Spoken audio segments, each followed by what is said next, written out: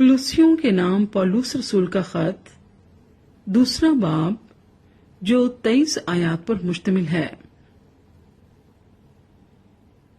میں چاہتا ہوں تم جان لو کہ تمہارے اور لودیکیا والوں اور ان سب کے لیے جنہوں نے میری جسمانی صورت نہیں دیکھی کیا ہی جان فشانی کرتا ہوں، تاکہ ان کے دلوں کو تسلی ہو اور وہ محبت سے آپس میں گٹھے رہیں اور پوری سمجھ کی تمام دولت کو حاصل کریں اور خدا کے بھید یعنی مسیح کو پہچانیں، جس میں حکمت اور معرفت کے سب خزانے پوشیدہ ہیں۔ یہ میں اس لیے کہتا ہوں کہ کوئی آدمی لبھانے والی باتوں سے تمہیں دھوکہ نہ دے، کیونکہ میں گو جسم کے اعتبار سے دور ہوں مگر روح کے اعتبار سے تمہارے پاس ہوں، اور تمہاری باقاعدہ حالت اور تمہارے ایمان کی جو مسیح پر ہے مضبوطی دیکھ کر خوش ہوتا ہوں۔ پس جس طرح تم نے مسیح یسوع خداوند کو قبول کیا اسی طرح اس میں چلتے رہو اور اس میں جڑ پکڑتے اور تعمیر ہوتے جاؤ، اور جس طرح تم نے تعلیم پائی اسی طرح ایمان میں مضبوط رہو اور خوب شکر گزاری کیا کرو۔ خبردار کوئی شخص تم کو اس فلسفی اور لا حاصل فریب سے شکار نہ کر لے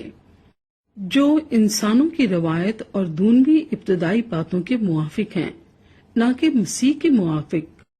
کیونکہ الوہیت کی ساری معموری اسی میں مجسم ہو کر سکونت کرتی ہے، اور تم اسی میں معمور ہو گئے ہو جو ساری حکومت اور اختیار کا سر ہے۔ اسی میں تمہارا ایسا ختنہ ہوا جو ہاتھ سے نہیں ہوتا، یعنی مسیح کا ختنہ جس سے جسمانی بدن اتارا جاتا ہے، اور اسی کے ساتھ بپتسمے میں دفن ہوئے اور اس میں خدا کی قوت پر ایمان لا کر جس نے اسے مردوں میں سے جلایا اس کے ساتھ جی بھی اٹھے، اور اس نے تمہیں بھی جو اپنے قصوروں اور جسم کی نامختونی کے سبب سے مردہ تھے اس کے ساتھ زندہ کیا، اور ہمارے سب قصور معاف کیے، اور حکموں کی وہ دستاویز مٹا ڈالی جو ہمارے نام پر اور ہمارے خلاف تھی، اور اس کو صلیب پر کیلوں سے جڑ کر سامنے سے ہٹا دیا۔ اس نے حکومتوں اور اختیاروں کو اپنے اوپر سے اتار کر ان کا برملا تماشا بنایا، اور صلیب کے سبب سے ان پر فتح یابی کا شادیانہ بجایا۔ پس کھانے پینے یا عید یا نئے چاند یا سبت کی بابت کوئی تم پر الزام نہ لگائے، کیونکہ یہ آنے والی چیزوں کا سایہ ہیں، مگر اصل چیزیں مسیح کی ہیں۔ کوئی شخص خاکساری اور فرشتوں کی عبادت پسند کر کے تمہیں دوڑ کے انعام سے محروم نہ رکھے۔ ایسا شخص اپنی جسمانی عقل پر بے فائدہ پھول کر